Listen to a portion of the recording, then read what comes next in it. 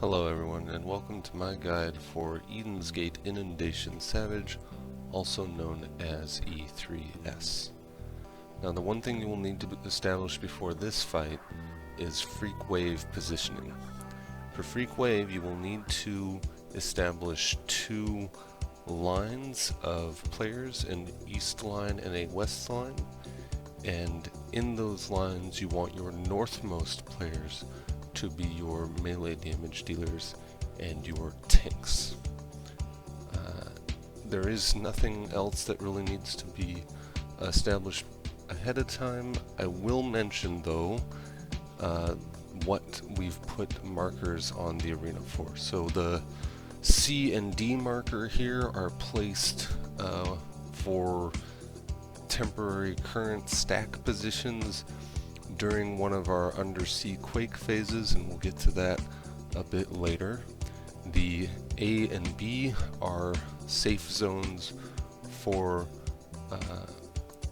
temporary current during a different undersea quake phase, and the 1 and 2 markers are where your groups are going to stack during one of the tsunami phases, the second tsunami, and we'll get to that later in the fight as well. Now as we run in here, the first thing you're going to see is a raid wide, so right away we're going to start putting up some AoE mitigation.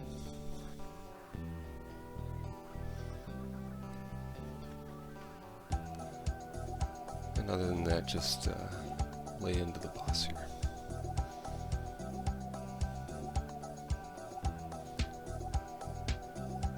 So there's the title roar, that's our raid wide. You see me put up my reprisal. And then he's going to do his tank buster, and I'm pulling off to the side here so that it doesn't hit the rest of the group, because this rip current tank buster is a line AoE. The way it works is it hits the main enmity, or main aggro target twice in a row. The first one will place a debuff on the person currently tanking the boss, much like Eden's Gate Resurrection Savage or Eden in E1S. The difference here is that debuff does not persist for a very long duration, so whoever takes the first hit of it, if they use an invuln, they can continue taking the boss afterwards. There is no rush to have it provoked off of them. If using the invuln, the only reason you want the next person to provoke off is so that they can take the next rip current, which will happen a bit later in the fight. A special note here, if you have a paladin in your party, you typically want them to take this first rip current with their hollowed ground, so that hollowed ground will again be available for either the final rip current or black smokers later in the fight. So you're going to see me hollow ground this one. And if you don't have an invuln up with that debuff, the second hit will kill you. It doesn't matter what type of other mitigation you're using, that second hit will kill you. So you just saw him cast Tidal Wave. Tidal Wave is a knockback from one side of the arena. You're not going to see me look at what side that is, because it can be prevented with knockback prevention, arm's length or surecast, which is how you're going to see me handle it. Now if you are using knockback prevention, which you absolutely should do, you want to cast it about halfway through this undersea quake cast. And that is again to avoid the tidal wave. Now if you are watching what side it occurs on, you can get to that side to not be knocked off the edge. You'll see that's what Atticus here is trying to do, but it's not at all necessary. And you saw it knocked him almost all the way to the other side of the arena, so it is quite a long knockback. You do need to get all the way to one side if you are not preventing it, but really you don't need your knockback prevention, and for anything else might as well just pop it. Now you're going to see him cast Temporary Current here. This works the same as normal mode, the only difference is it's not telegraphed. So he's going to attack an entire side of the arena from one corner to the other. So in this case, since he's at the northeast corner, the northwest and southeast of the map are safe. You see it's all group up in the northwest there. And then we're going to stack in the center. We're going to drop some puddles from Drenching Pulse here. After Drenching Pulse, we get into our freak wave positions. Now I do want to point out our spacing for this freak wave is such that there is a little bit of space left at the north and south end of the map. In order to achieve that, we need to hug each other pretty close here. So you can see we're just barely giving the samurai here, barely giving him any space at all, but he does have enough room to stay within melee range and not get hit, and still keep space at the north and south end of the map. So it is possible, it just gets a little bit tight. And the reason we use that spacing is because for one of the freak waves later in the encounter, the puddles that we leave behind here persist. So we need to make sure that there's ample room around them to still dodge temporary current afterwards. They drop, and then we get into position for temporary current. If you are at the opposite end of that temporary current, you can see the bard here almost gets hit. You do need to run out early, like before the point blank goes off. Keep in mind you can do that early here because it doesn't leave a puddle afterwards, and you need to for this first one, but later you will want to make sure you stay in position until after the freak wave lands so that the puddles aren't misplaced. And there it goes. And again, remember the ranged players at the south end were going to the south safe zone, so in this case their safe zone would have been southwest since our melee safe zone was northeast. Then we group up center. The next thing here is going to be Maelstrom. Now during Maelstrom there are AoE puddles that we need to avoid, and there are also dive bombs from each side of the arena. These puddles expand, so you need to give them a wide berthing, and then we're looking at what side of the arena the boss is going to attack. So he's attacking the east side with his dive bombs, and also the north side. We're going to rewind that a little bit. So there's the east indicator there. He's going to attack this entire side of the arena, so we know we need to get to the west side. And then a second one pops up in a second here. Right there, so we know he's attacking the north side after he attacks the east. So we know our one safe zone is the southwest.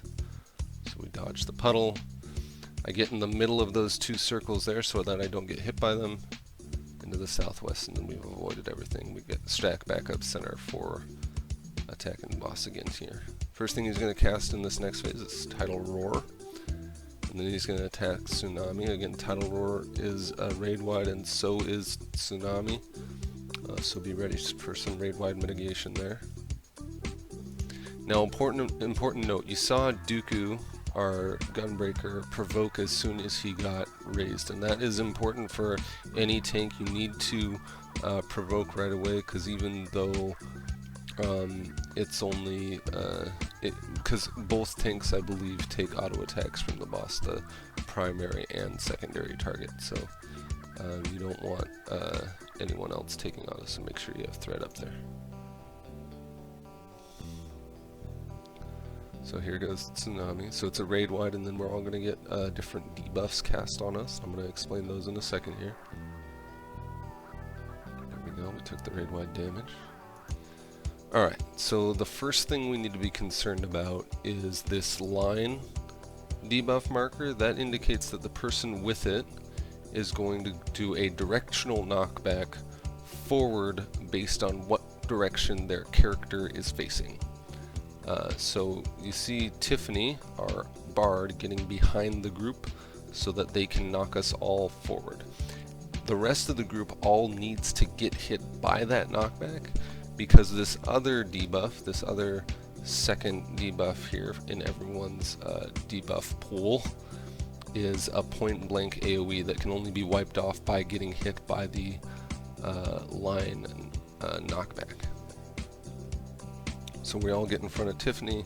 We stand at about max melee range from the boss because we don't want to get knocked off the north edge, so you gotta stand as far away from the boss as you can while still being able to attack it. So max melee range there, and then Tiffany goes just behind that to knock us forward.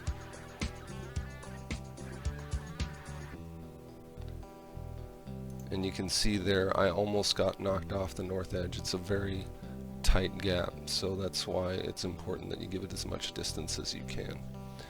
Now we immediately start getting to our sides because you're going to do another undersea quake that attacks the center of the arena, as it did just there. And then we group up on our healers. Now healers are always going to get marked with this stack up marker, and every other party member has a donut AoE debuff on them. So you need to stack up on your healer so that no one actually gets hit by the donut AoE, because it goes out all around your party member instead of clipping anyone. And then you take the stack up debuff. That's going to go off while this temporary current is occurring, so you need to move to dodge the temporary current while still staying stacked. Again, that's what we put these markers in place for, so that everyone who's dodging knows where to stack. And in this instance, the southeast and northwest are safe, so the southeast group goes to stack on D. You saw our healer just run off the edge there accidentally, but we're still going to recover from that just fine. You're going to see me try and put out a little bit of healing here, but I'm just a second too late, and our bard dies, our Machinist dies anyway. Now he's casting another, he just did another raid wide there, the Tidal Roar, which is what our Machinist died to, and now he's casting Rip Current on the other tank, and again he's going to Super Bowl at that. There we go. And then he does another temporary current. This one is always opposite the first one that occurred during this undersea quake phase, so since the first one was coming from the northeast, this one's coming from the northwest, which makes the northeast and southwest safe zones.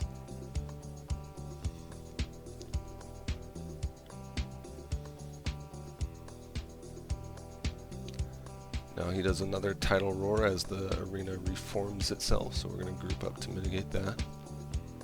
And they cast Refreshing Showers. Now the only thing Refreshing Showers does, it doesn't do anything itself, but it does amplify the rest of the boss's abilities in different ways, and we'll get into that in a minute.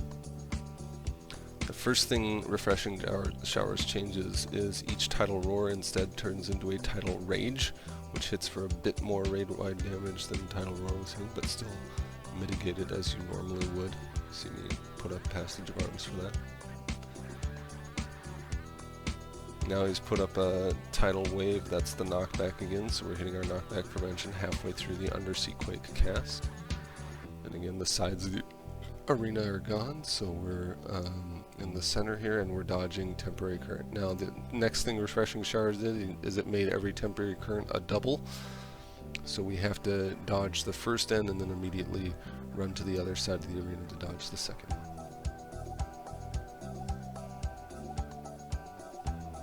There we go.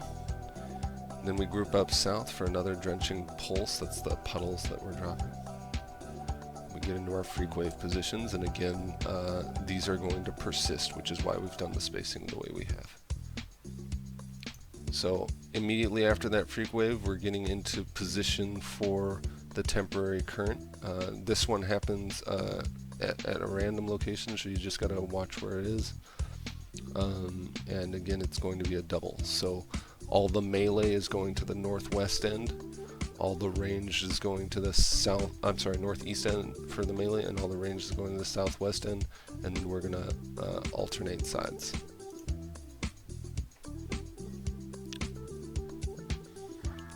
Move to the other end. He does his second temporary current, and then we stack up south again. So this is going to be another Maelstrom phase. This one's going to have 3 dive bombs, so it works dodging it works a little bit differently than the first Maelstrom, but essentially the same idea. You're only going to watch me actually see one whirlpool pop up. The others I know where they're coming from based on audio. I can hear what direction they're coming from, but I'll show you that in a minute. And so we saw the west end of the arena is going to get hit, so we all moved to the east end. And as we're moving to the east, I'm going to back that up a little bit. So there's the west one. You can see this bubble right here. There's a whirlpool right behind us hitting the south end of the arena. That's what that bubble is from. So I heard it and saw the bubbles pop up, and so I know the south is getting attacked, which means we need to get to the northeast side while dodging these AoEs. The final one is attacking the east side, so we know that we can't stay northeast, because if we do, we'll get hit by the third one, so we move from northeast to northwest. We've dodged all three, again, staying away from that AoE puddle. Next thing he's going to do is Tidal Roar. I'm sorry, Tidal Rage. So AoE, we mitigate that, and then another Rip Current. This one we have to share. So you see me provoke it off of our Gunbreaker, and I'm taking the second attack with a little bit of personal mitigation there. And then we're going to get into position for Stormy Horizon. Now for Stormy Horizon, you need to move from one end of the boss's hitbox to toward the other, because we're all going to drop 5 AoE circles around each other in succession. So we need to keep moving to dodge out of those AoE circles. Most groups will do it from west toward east, but it really doesn't matter. You can go east to west or west to east. 1, 2, 3, 4. Now, you're going to see me go north for this 5th one, which is what I really recommend all players doing, because immediately after dropping all of these AoE puddles, you need to dodge Temporary Current. And if you keep going in the direction of the hitbox, you may be too far away to dodge out of it should he be attacking that direction. So the northeast happens to be safe in this scenario, so we do want to be toward the east, but it's possible for him to attack the northeast end, making the northwest the safe zone, and if you keep going toward the east, you're going to have to travel over everyone else's puddle in order to get to the west side, so it's really safer to drop the last puddle northward so you can go in either direction. And there we go.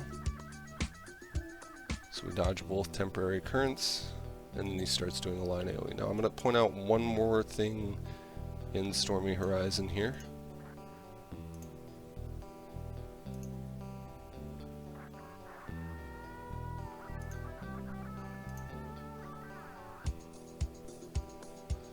As the third puddle is going out, tank also gets marked with a flare marker. So that tank is going to move toward the south end and dodge Temporary Current opposite from the group on the south end. You're going to see him move off there. So be watching for that if you're a tank. Don't hit the rest of your group with flare. And then he's going to group back up with us for the line AoE. Now this is 5 line out AoEs in succession. So you're going to need some pretty heavy mitigation to survive through that. I personally use Passage of Arms for it. And 1, 2, 3, 4, and 5. Now it would behoove you to stay in position after those 5 because he does 2 Tidal Rages after that, and you want to keep the same raid mitigation that your healers have placed on the ground so that they don't need to reuse it or replace their raid mitigation. You just want to survive the 2 Tidal Rages after that. That said, what a lot of groups will do is they'll move to the center of the arena after this first Tidal Rage and soak the second Tidal Rage in the center of the arena. But as long as you're using proper mitigation, you should be able to survive both of them just fine. And you're going to see me throw out Divine Veil for the second one. I was just a little bit late on it and it didn't get the raid-wide heals, so it didn't pop, but you get the idea. Now we're going to drop some more puddles in the middle here. There it goes, drenching pulse. And then we get into our freak wave positions. Now we're getting into freak wave positions on the very edge of the map because he's about to do another undersea quake, which is going to attack both the edges. Now we need those freak wave puddles to drop off the map, which is why we've dropped them on the edge there, so that he just gets rid of them with his undersea quake. Next up we have the second tsunami phase.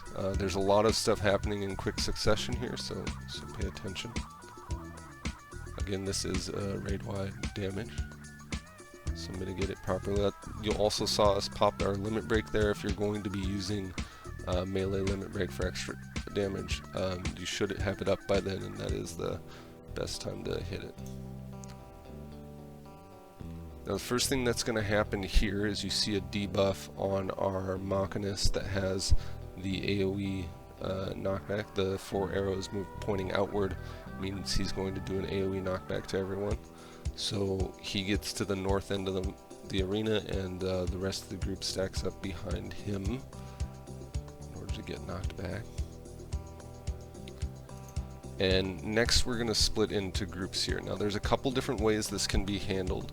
What most groups will do, and what in fact we are doing, is one tank is taking both of these cone AoEs that are coming out, which means the tank's going to be at the north end, whoever is soaking those, and in this case your healers and the other tank will be in one group, and your damage dealers will be in the other group. That's what we've put the 1 and 2 up for.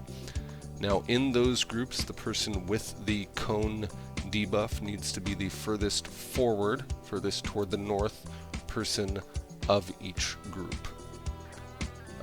That is because what happens when that ability resolves is the cone targets the furthest party member away from the debuffed player and attacks them with a cone AoE.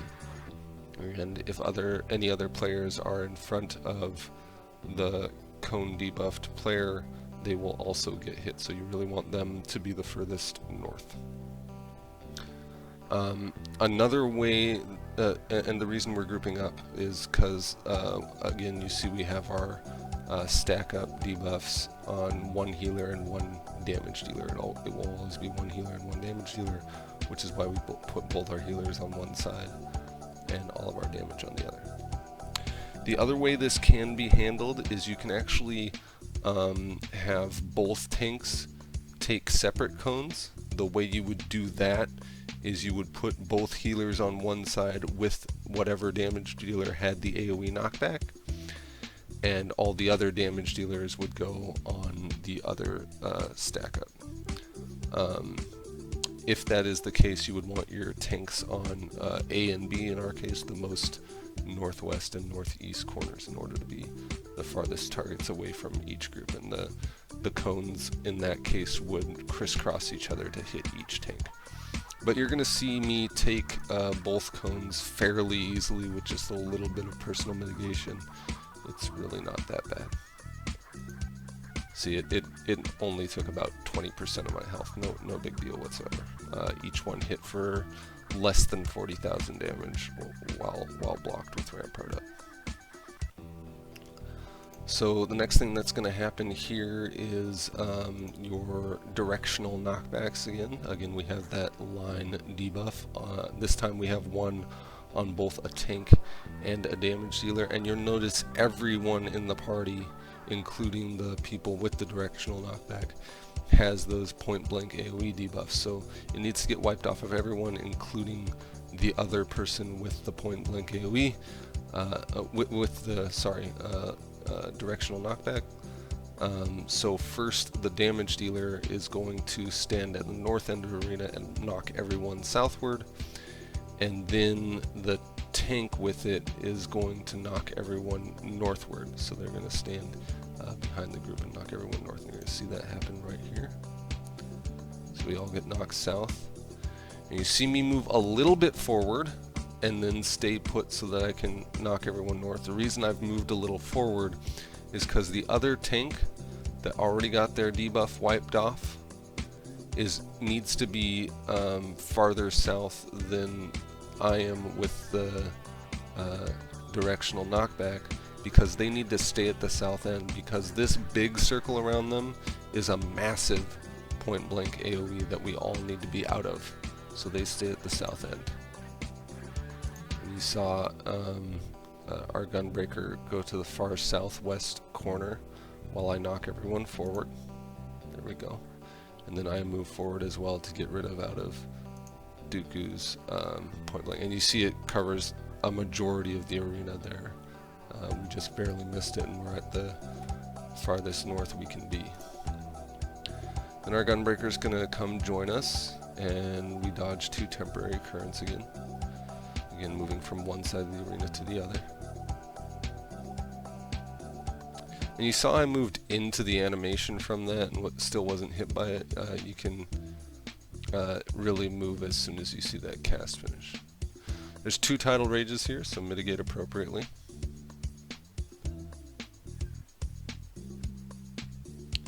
And after that we have another rip current, which again we're going to share. If you have a warrior or a dark knight in here, they can take the 4th one along with either the 1st or 2nd one.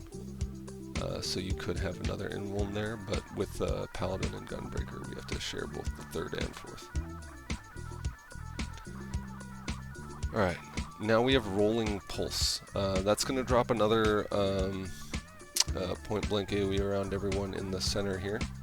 It's a puddle that we all drop in the center here. We all have to move out of that, but we're also splitting to our sides because he's about to do another undersea quake that gets rid of the center of the arena. And as we're splitting to our sides, you're going to see tanks head south while the group heads north and stacks up. The tanks have flare markers on them that need to get as far away from other party members as possible. And the healers are marked with a stack up marker, so the rest of the group needs to stack up on their healer on each side. And then we get into our positions for the next phase, which will be Black Smokers. Now, as you see me running up here, as a tank, you're going to have the temptation to gap close onto the boss in order to go back into your melee rotation. You want to be careful to not do that until you've gotten past whatever marker you placed for your temporary current positioning. Because if you do it too early, you're going to gap close into the void that was created by Undersea Quake, and you're going to fall to your death. So just wait until you get past that marker, and then you can gap close onto the boss. Now, the tanks at this point are going to need to move as close to the boss as possible. So you're going to see me move into this kind of northwest corner on my side of the arena, while our gunbreaker is moving into the northeast corner on his side of the arena, just to be as close to the boss as possible. That's because Black Smokers target the, based on proximity, the closest target on each side.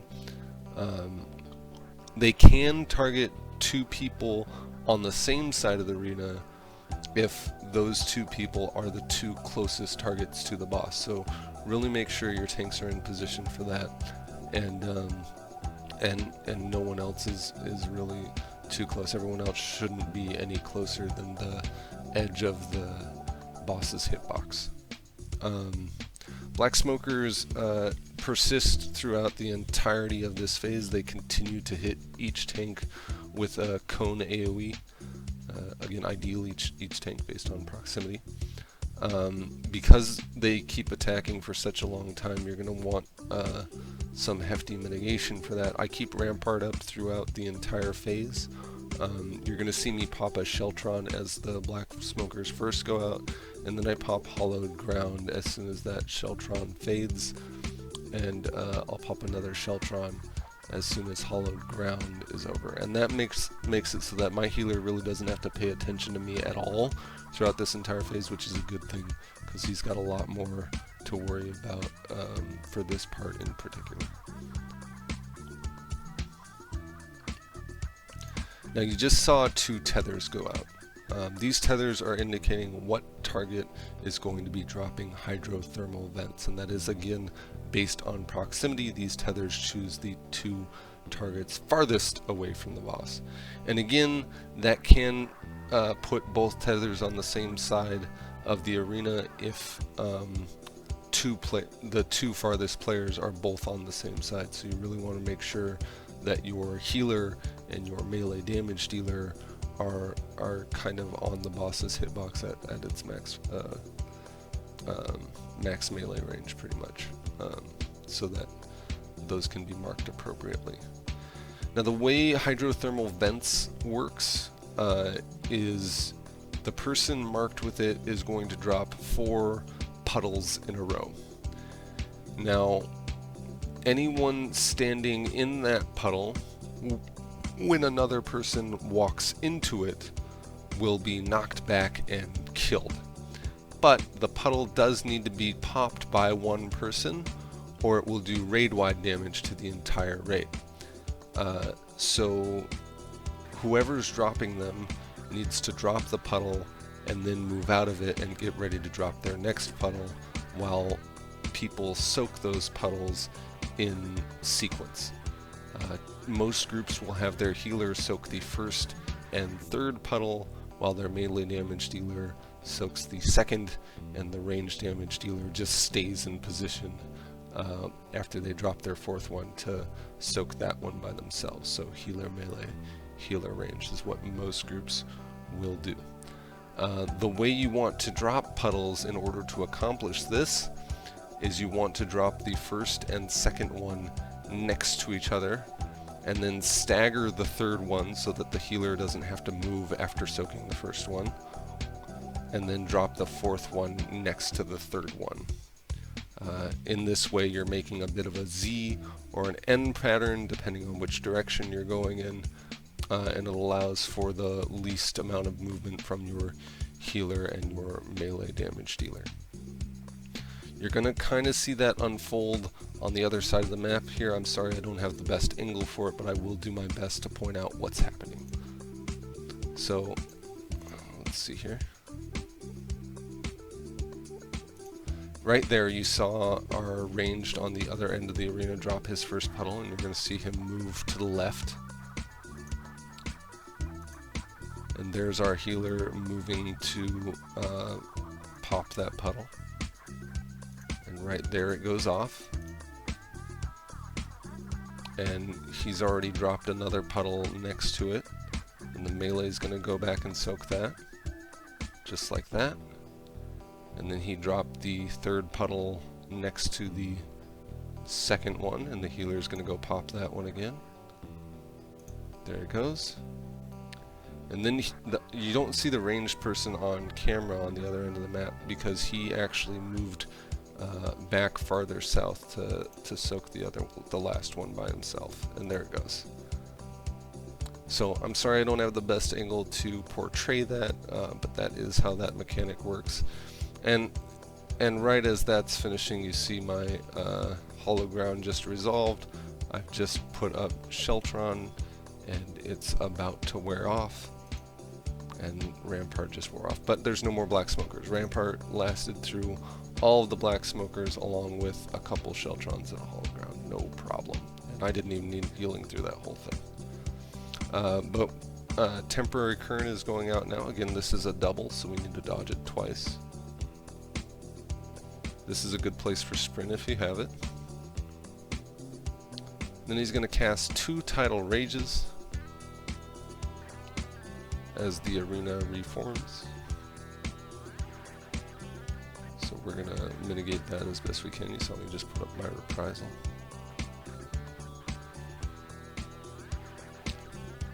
There, the arena reform with his second Tidal Rage. Then he's going to cast the Calm, which empowers the damage from his subsequent Tidal Rages. Again, there's just a lot of AoE at the end of the fight here.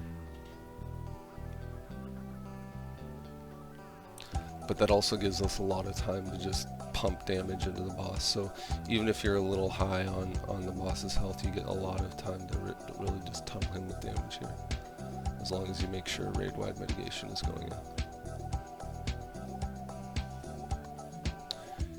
Cast one more Tidal Rage. I'm sorry, 2 more. So after the Calm, there's 3 Tidal Rages, I should say.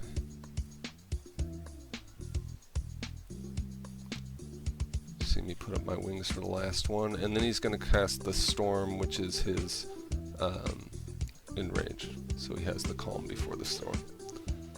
And that's the entire fight. Thank you for tuning in. Thanks for watching. I hope this has helped you brave the Party Finder for E3S.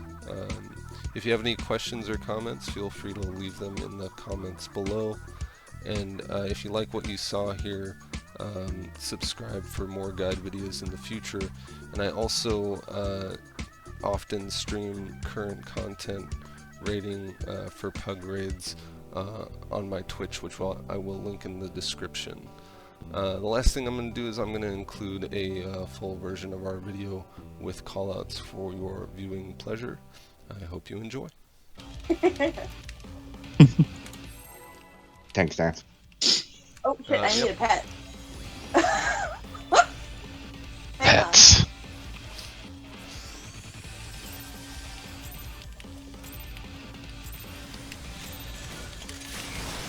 First up, we have Tidal Roar.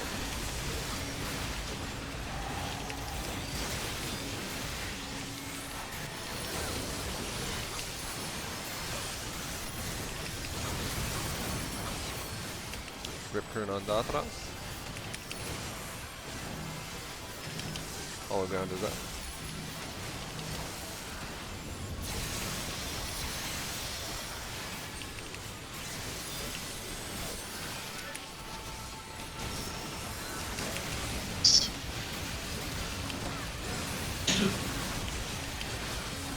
Knockback prevention.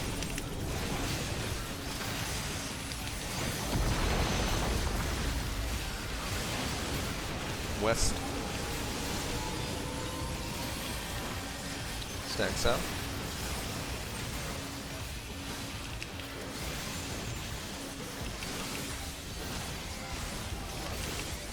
Greek wave position.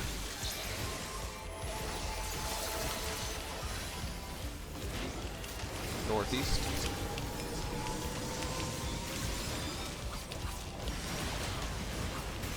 And Maelstrom double dive bomb.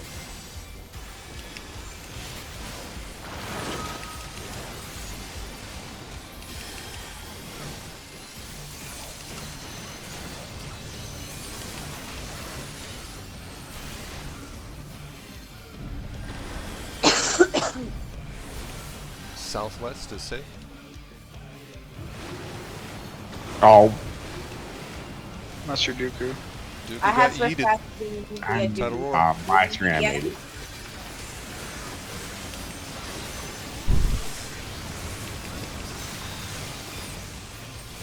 Ow! Max melee for Tsunami 1. Taunt. I did. I already I'm did. going to take Animal off.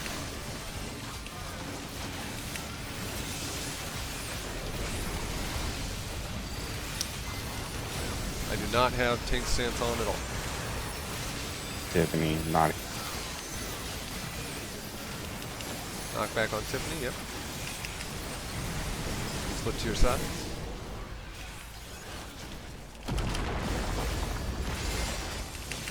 Stack with your healer.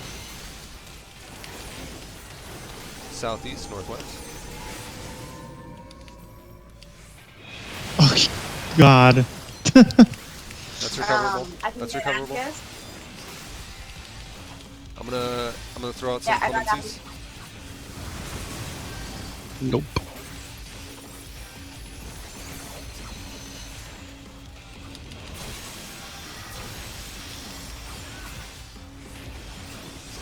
Cannot get Cern though. Yellow. Northeast, southwest. I'll get him. Let me go back. Yeah.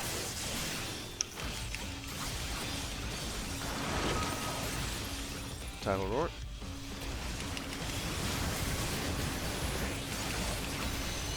turn. Next is Refreshing Shower.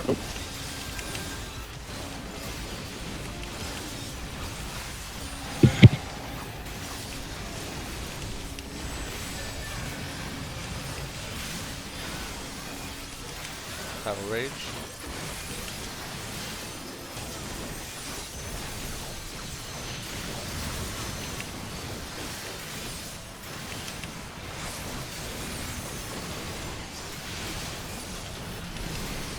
Knockback Prevention.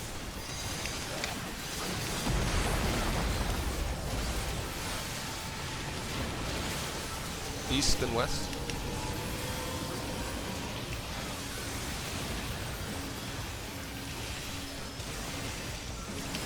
Stack south.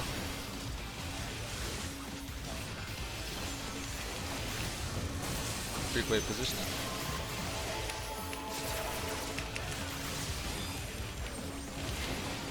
Northeast and northwest.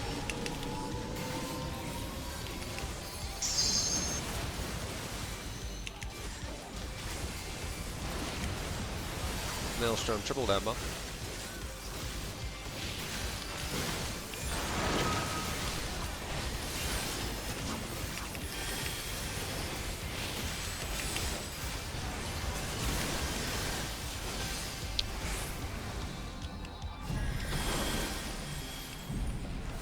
Northeast and northwest.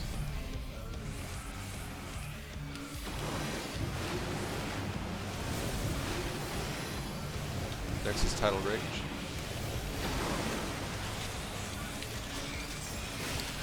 Ah, lag.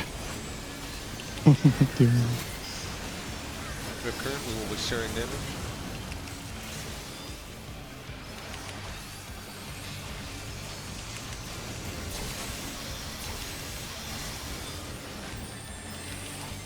Stack northwest.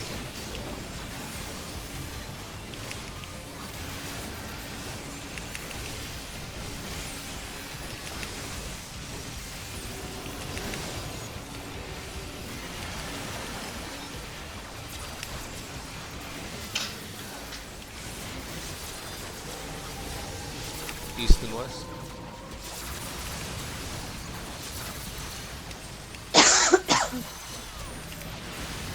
Excuse me. Sorry.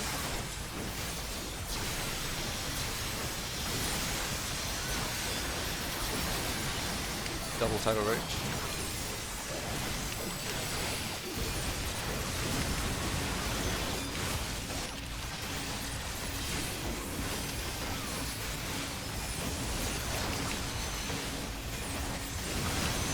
Stack south.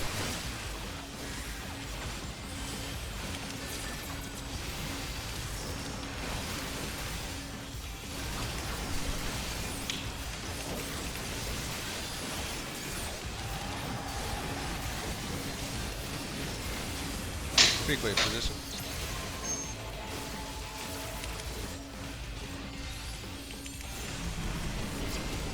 Stack center. LV3.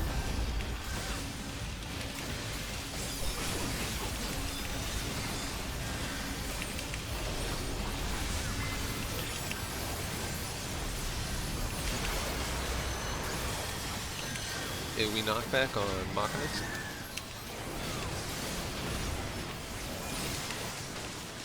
Get to your groups. Cones forward.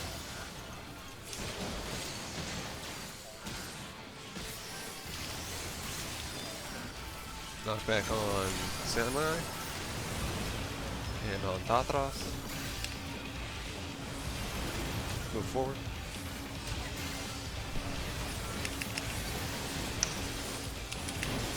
West and east.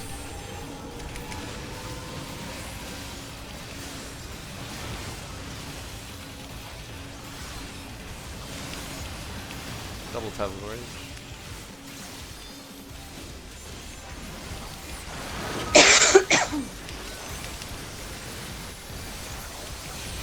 Now, nobody say anything and we'll be just fine.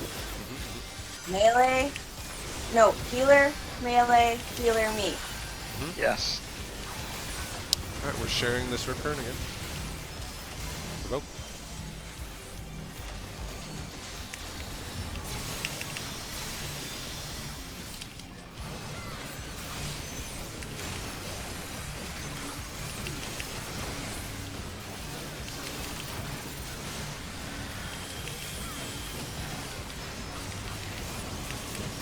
tank south, group north.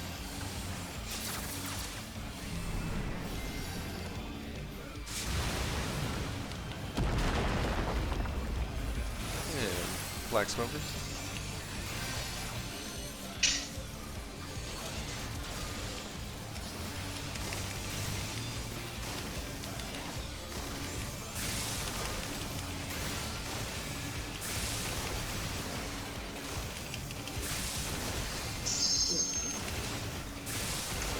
Involved.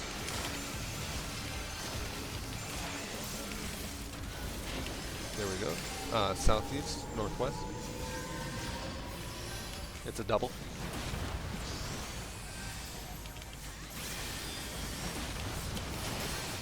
Next is tidal range. I got reprisal on the first one.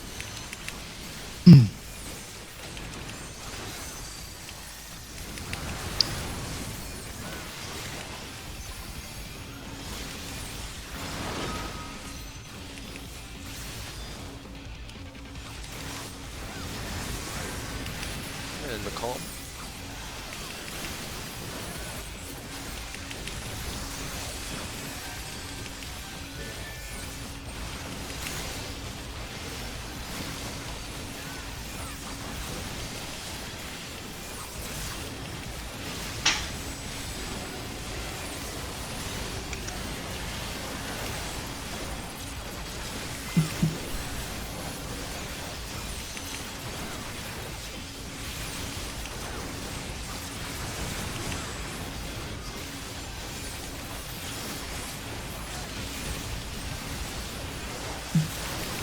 Well, need to know.